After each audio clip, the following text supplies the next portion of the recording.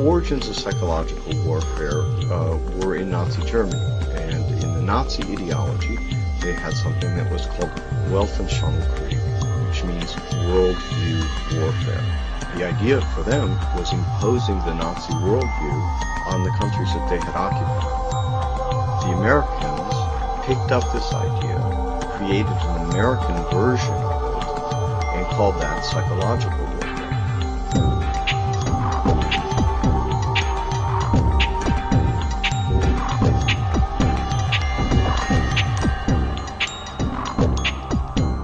In trying to understand psychological warfare and in trying to understand the American approach to the post-war efforts to control people's minds, both as individuals and on a mass scale, there's a lot of illusions about how that was done. Were Nazis involved in that process? Yes, they were. Mind control was a psychological warfare weapon that Adolf Hitler regarded as the answer for taking over the entire planet.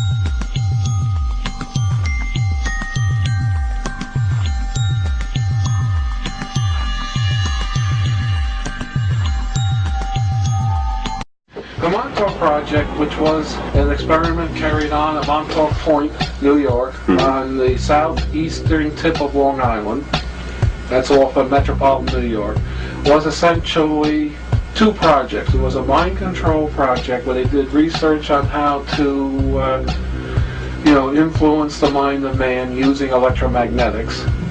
It also evolved into a time travel project. They found out that they could actually bend time with the same equipment that they used to bend minds.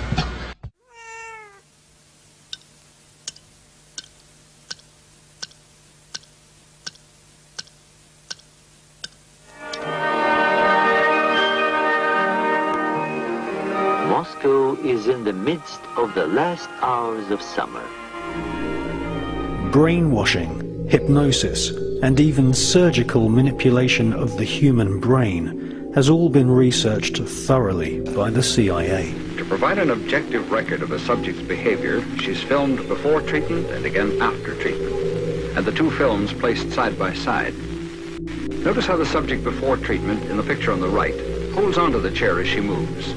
Notice the difference in posture, the greater effort required to rise from the chair, the longer time needed to complete the simple task. He would cut the skin, take the skin flap back, roll it back. He would then literally remove the skull, the top part of the skull. The patient all this time is under a local anesthetic, completely conscious.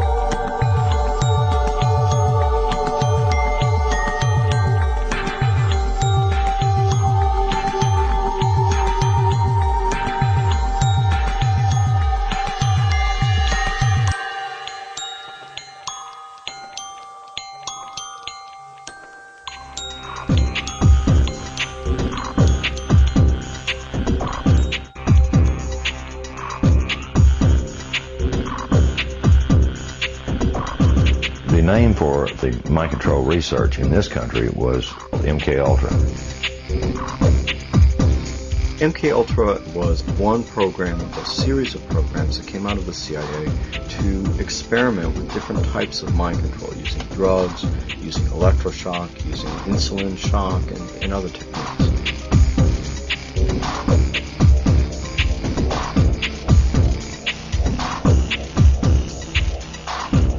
I think that the goal for those people who planned the program was very straightforward. It was an attempt to figure out a way to interrogate people and to learn how to protect their own agents against control by others.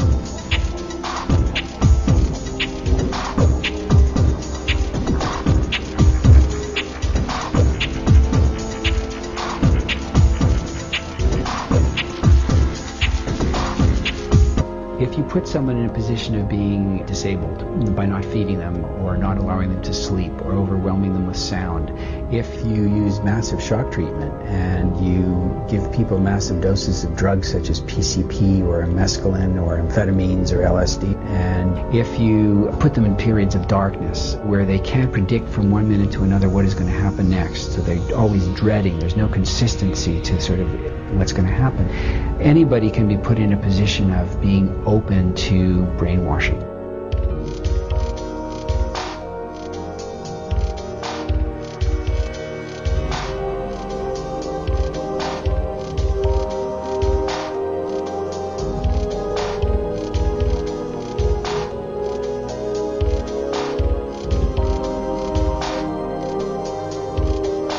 Ewan Cameron was probably the foremost psychiatrist of his time in the 1950s. He was using high-tech sound techniques. He was using multiple kinds of loop recorders to force people to listen to recorded messages 24 hours a day for weeks on end to basically destroy people's thinking patterns.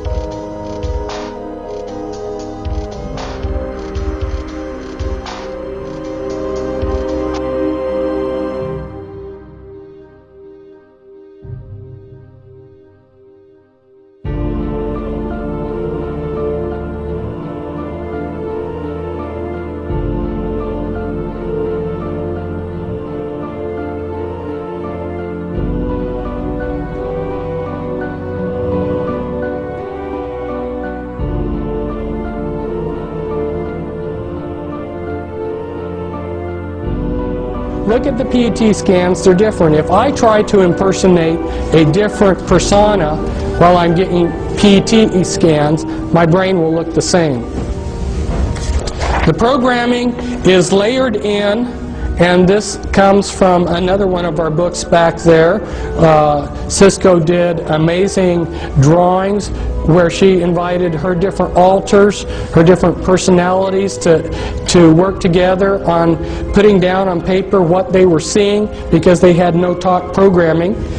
And the programming that is so sophisticated, there's so much to talk to you about. I mean, how they're using implants and on and on and on. And I'd love to tell you everything that I know, but as they go in and splinter a person's mind into thousands of disassociated pieces, they have to put those pieces together in some fashion that's going to be useful to them. So then they're structuring, and as they build the structures, they like to use structures like this. Like this is an infinity type structure, so that the person being programmed, they get a feeling like there's no beginning or no end to the programming. It gives them a hopeless feeling.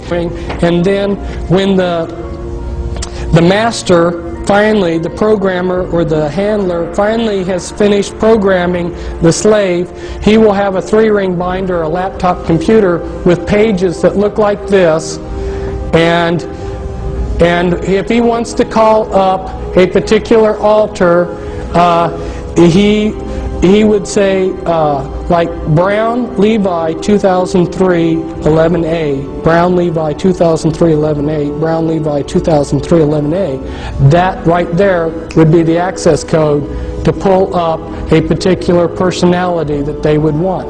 And a lot of these personalities will not live in reality. They live in a total science fiction world. They've been dehumanized. Here's how one of Cisco's alters perceived herself. And they use Walt Disney movies for the programming. As you can see, this is from a Walt Disney movie where a doorknob it takes on life. If you showed a Walt Disney movie like this, you're creating the images for them to use hypnotically as they go in and do the behavior modification and hypnosis on that altar. And so this could be used to create a doorknob alter within a person's mind. And as they go through the dehumanizing process, I have a heart. I'm not a human. And then they've been dehumanized to think that they're maybe a horse or a dog or a cat or whatever. Put in a master computer in the back of your neck, and these are just a few of the sites. These are the audio implants. There's about 6 different major categories of implants. You've got mimics implants, you've got auditory implants, holographic implants anyway, and when they program, they layer in the programming. They use a lot of, some of the base programs are your Alien scripts, your Alice in Wonderland, and Wizard of Oz. Those are very common base programming scripts. And also Star Wars and Star Trek.